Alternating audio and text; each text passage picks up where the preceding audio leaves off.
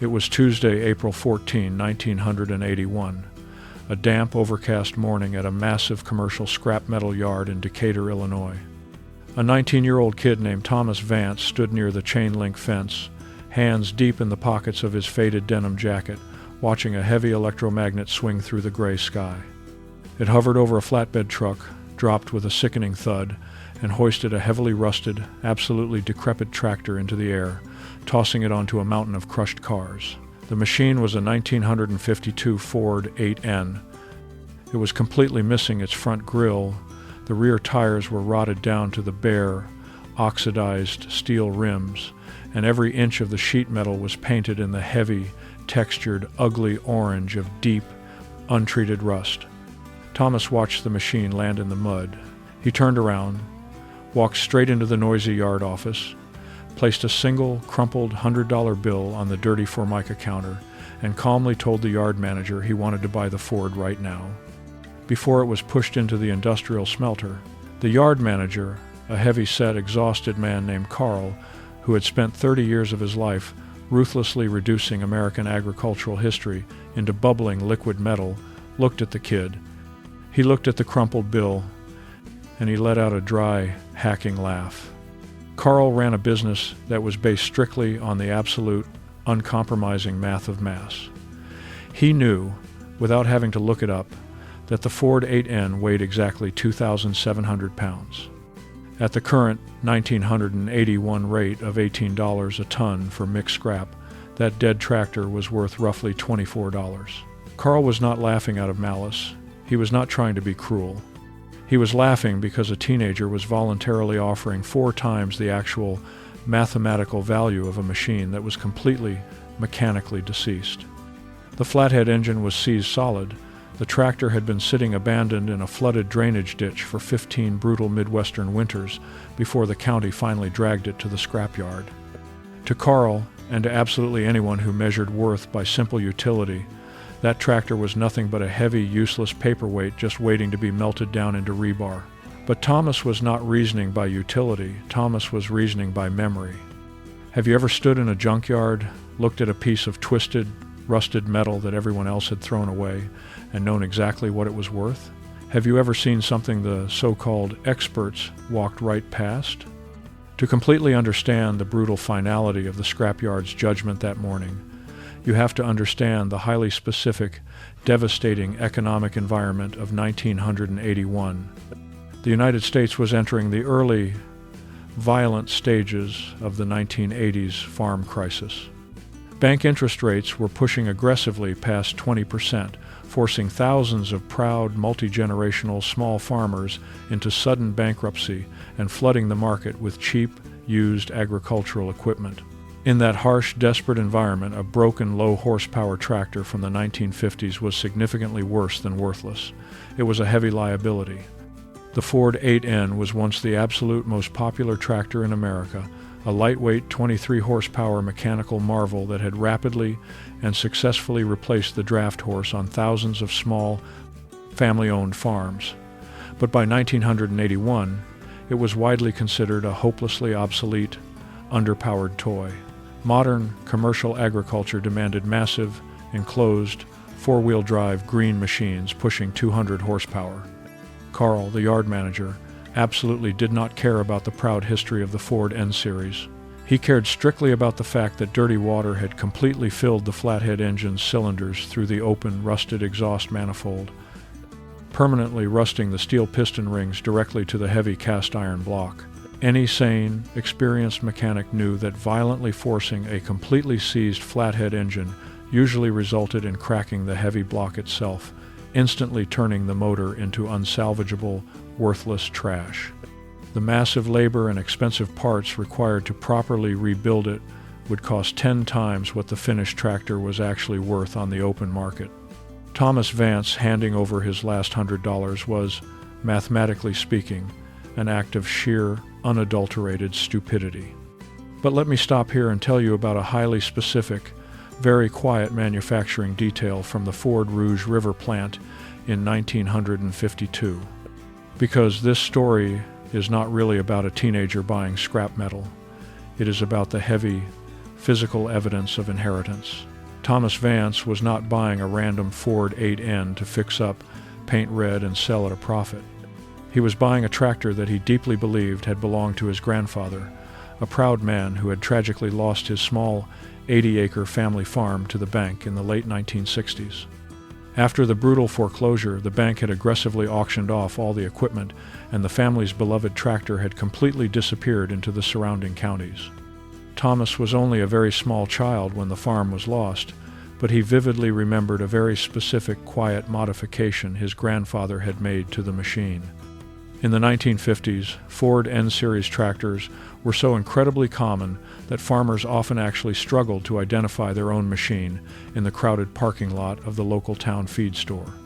To permanently solve this, Thomas's grandfather had taken a heavy steel center punch and a solid ball-peen hammer and struck 3 distinct, overlapping dimples deep into the thick cast iron of the rear axle housing, right below the power takeoff shield. It was not a registered serial number. It was not an official factory mark. It was just 3 heavy, deliberate strikes of a hammer. When Thomas walked through the muddy scrapyard that Tuesday morning, he had absolutely not planned on buying a tractor. But when he walked past the rusted 8N sitting near the massive crusher, something caught his eye. He knelt down in the freezing mud, wiped away a thick, stubborn layer of oily grime from the rear axle housing, and felt the cold iron with his bare thumb.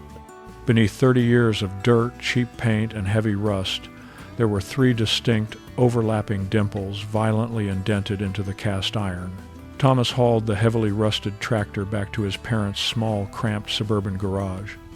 But the immediate, emotional victory of saving the machine from the smelter was immediately overshadowed by the grim, terrifying mechanical reality of what he had actually bought. The Ford flathead 4-cylinder engine was, in the exact grim terminology of mechanics, stuck solid. The steel pistons had completely fused to the iron cylinder walls, creating an incredibly strong molecular bond of iron oxide.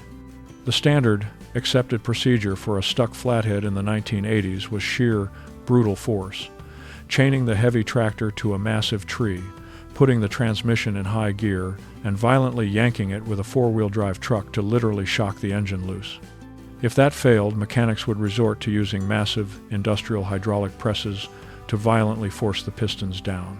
But Thomas knew that applying violent kinetic energy or extreme hydraulic pressure to a heavily rusted cast iron block would almost certainly shatter the brittle cylinder walls, destroying the original engine permanently and irrevocably.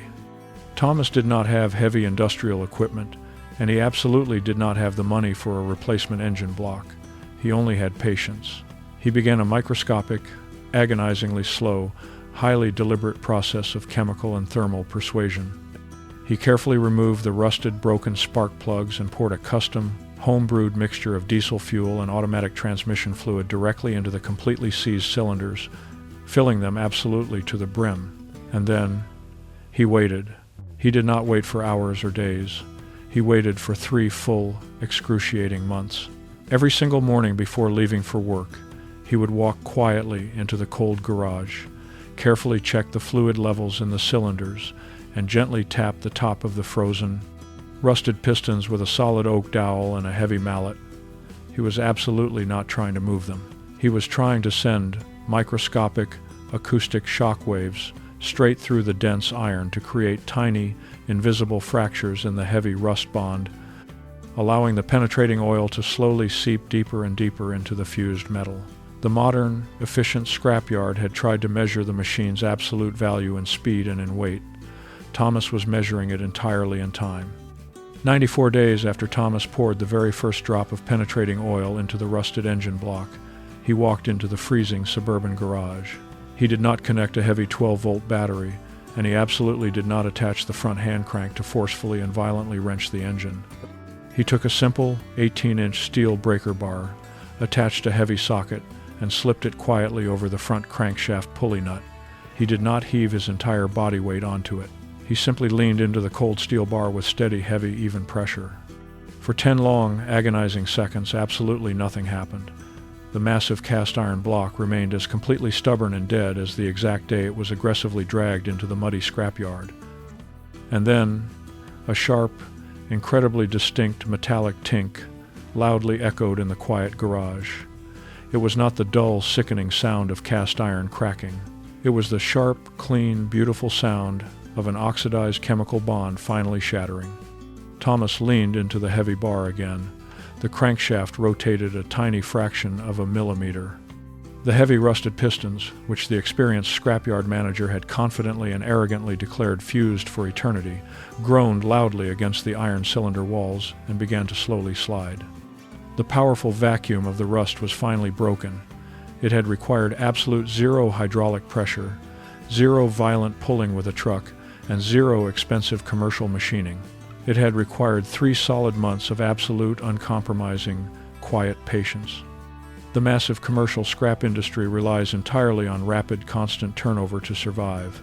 It operates strictly on a demanding timeline of hours and days. Thomas had completely and utterly circumvented their entire economic model simply by being perfectly willing to wait. Breaking the old engine loose was a massive, emotional victory, but it came with a very honest limit. A rotating flathead engine is absolutely not a running tractor. The harsh reality of a mechanical restoration is that the initial purchase price is very often the absolute cheapest part of the entire equation.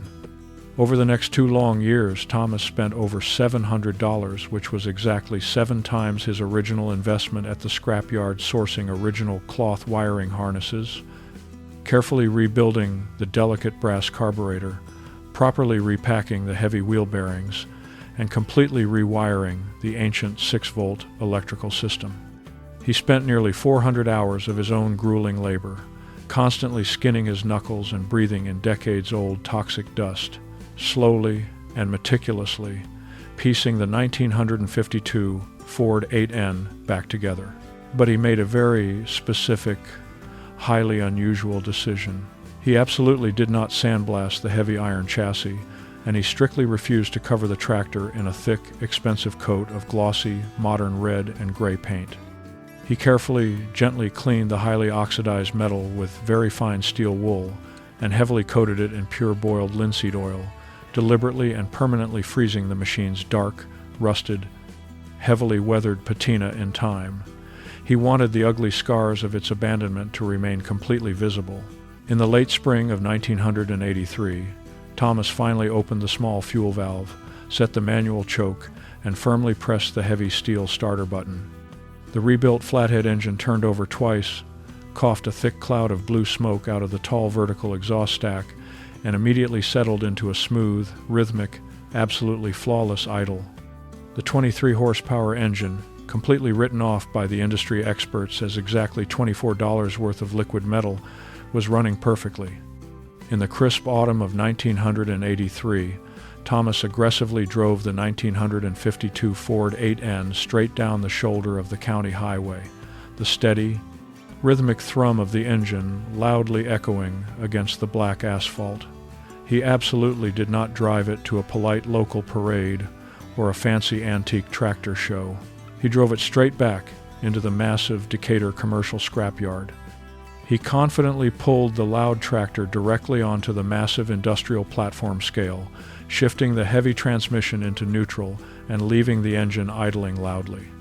Carl, the exhausted yard manager, walked out of his small office holding his dirty clipboard, fully expecting to weigh an incoming, massive load of crushed copper or heavy industrial steel. When he saw the young man sitting proudly on the open-air, rusted steel seat of the Ford, the heavy, rhythmic idle of the engine completely drowning out the ambient, crushing noise of the busy yard, Carl stopped completely dead in his tracks. He did not recognize the kid at first, but a man who spends his entire life mercilessly processing dead iron instantly recognizes a specific machine he formerly condemned. Carl looked closely at the missing front grille. He looked at the heavy, thick, rusted patina. He listened intently to the absolute flawless compression of the 4 iron cylinders. Thomas did not gloat. He did not loudly demand an apology or mock the yard manager's original, cynical assessment. He simply sat quietly on the tractor that his grandfather had marked exactly 30 years prior. Carl slowly lowered his clipboard. He did not offer a tearful, dramatic confession of his arrogance, but he clearly acknowledged the fundamental, massive flaw in his own math. "It still weighs 2,700 pounds, Carl said quietly, staring intently at the scale's glowing digital readout. I just priced the wrong metal. Today, the 1952 Ford 8N still proudly sits in the Vance family's garage. Over the decades, massive collector interest in the old Ford N series has surged tremendously and beautifully restored. Freshly painted examples routinely sell at auction for many thousands of dollars. But Thomas has absolutely never accepted a single offer, and he has never put a single drop of modern paint over the original rust. If you walk right up to the heavy rear axle housing today and run your thumb beneath the PTO shield, you can still clearly feel the three distinct, overlapping dimples forcefully struck into the cast iron by his grandfather well over half a century ago. The absolute most reliable advantage a person can ever carry into a crowded room full of so-called experts is not massive financial capital, and it is rarely having the loudest voice. It is the quiet, unyielding, stubborn patience to look at something the rest of the world has mathematically and confidently discarded and remember its true, original shape. The world is absolutely full of discarded value, just waiting to be weighed on a completely different scale by someone who simply knows exactly what they are looking at.